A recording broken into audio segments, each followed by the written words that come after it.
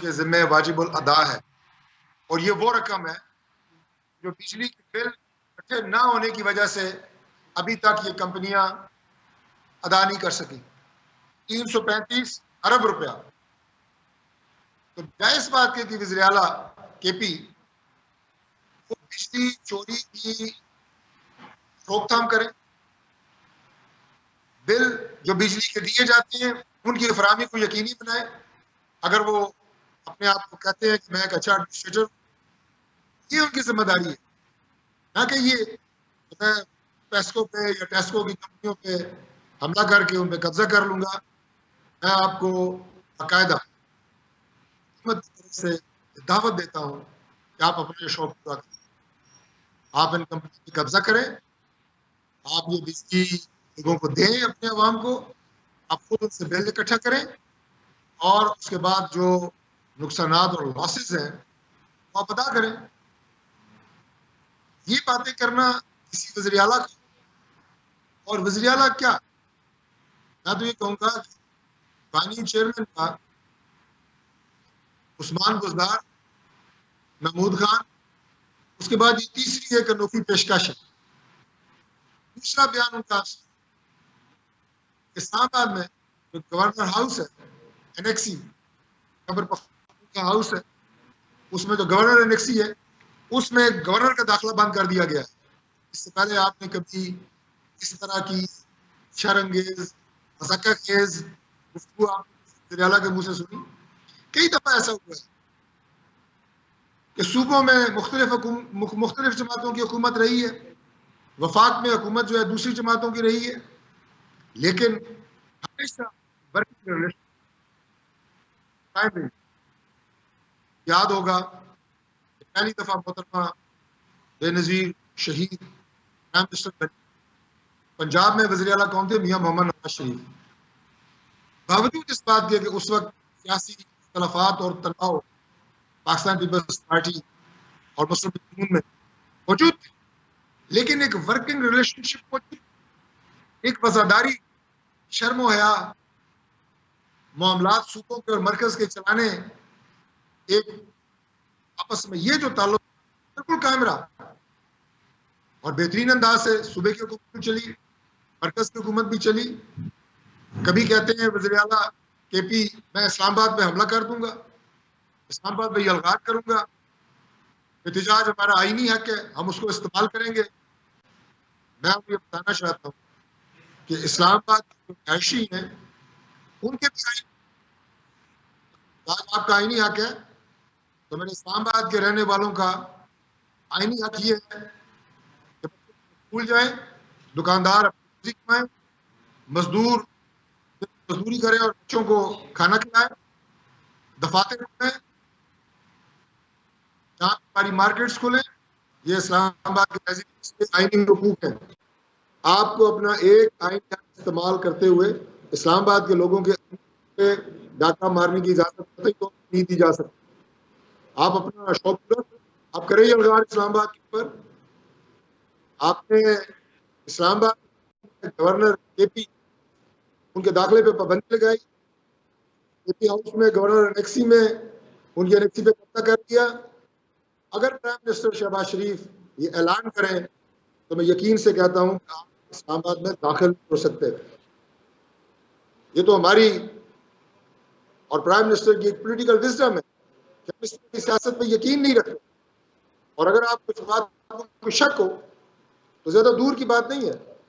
परवेज खटक साहब, उनके साथ मुसल्लह जत्थे जो इस्लामाबाद में यलगार करने आए थे जब वो वज़ीर आला थे, मेरा ख्याल है वो सारी सूरत हाल आपके सामने है।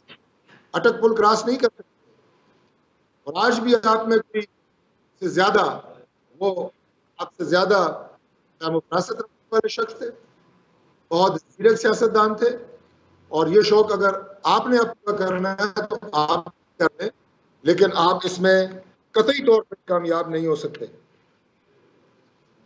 आज पॉलिटिकल डायलॉग की बात हो रही है, आप उस मुज़ाकरात के हवाले से जो बयान पाकिस्तान तहरीक इंसाफ के, अगर आप 6 लोगों से बात करेंगे तो 6 की मुख्तलिफ राय होगी।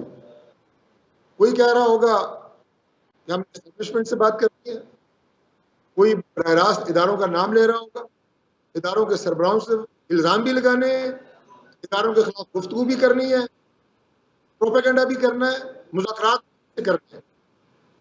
कुछ लोग कह रहे होंगे कि नहीं, हम पार्लियामेंट में बात करेंगे। एक बात बहुत वाज़ेह है कि अगर हम मुज़ाकरात की बात करते हैं, हुकूमत का कोई भी फर्द अगर ये कहता है कि मुज़ाकरात होने चाहिए, बुनियादी वजह ये है कि हम इस निज़ाम को चलाना चाहते हैं।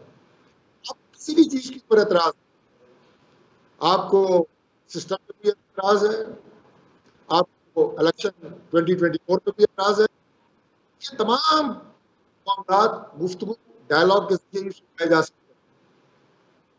आप 2018 का इलेक्शन क्यों भूल? वहां पे मैंने उस दिन कहा था कि आप यहाँ पे कहते हैं कि वहां पे तो मैंडेट एक तशरीह रख के आपको दिया गया, एक प्लेट में रख के आपको दिया गया। कितनी पिटीशंस 2018 के इलेक्शन से कम 2024 के इलेक्शन में, सारी बातों के लिए हम कहते हैं कि ये जिस जगह हम खड़े हैं पार्लियामेंट, इस काम को आगे चलना चाहिए। आज पार्लियामान में इजलास जारी, सदारती खिताब के ऊपर तकरीर हो रही, आपका मीडिया लाइव कवरेज कर रहा है। आप जरा सिर्फ उन तकरीर का कंटेंट देखें कि कितने परसेंट वहां पे पाकिस्तान की और अवाम के इशूज की बात होती है। हम इसलिए चाहते हैं कि बातचीत हो, मामलात आगे चल रहे। जहां इस पार्लियामेंट में सिर्फ बाजी के किस्से, एक दूसरे को ताने, गालियां देनी, सीटें बजानी, अगर आप में से कुछ बैंड बाजे के मुआशरा है तो उसको असेंबली से बाहर, असेंबली के अंदर ना लेके खुदा का वास्ता है, ये शौक बाहर करें, इस पार्लियामान के तकद्दस का ख्याल करें। जिसके लिए आप कहते हैं कि बात होनी चाहिए, लेकिन ये भी वाजे कर, मुज़ाकरात की बात को कतई तौर पे कमजोरी न समझा जाए। आप साथ चले ना चलें, पाकिस्तान ने आगे बढ़ना है। आप ताउन करें न करें, इस निज़ाम ने आगे बढ़ना है।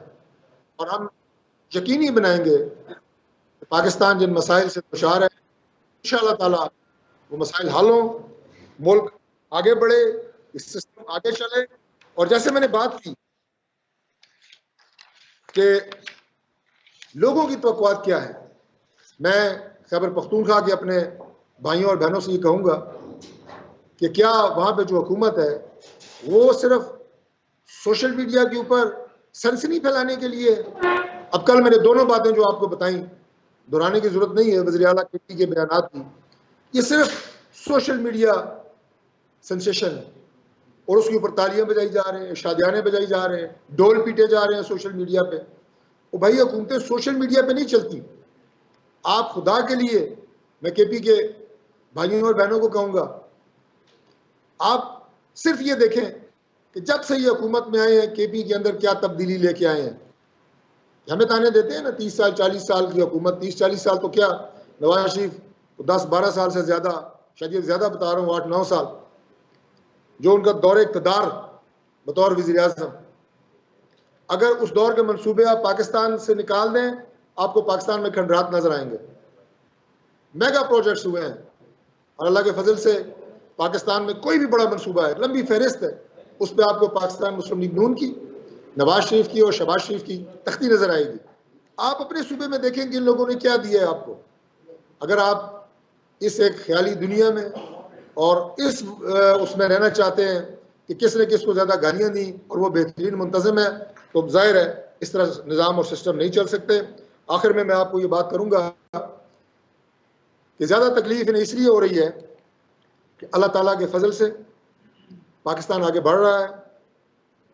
पाकिस्तान का पहिया, तरक्की का पहिया, मईशत का पहिया हरकत में आ चुका है।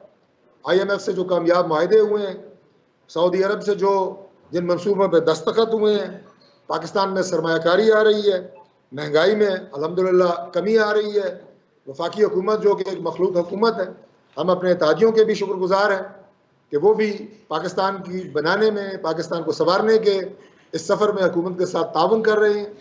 और आप देखें कि इससे पहले हमेशा ये लड़ाई रही है कि वजारतों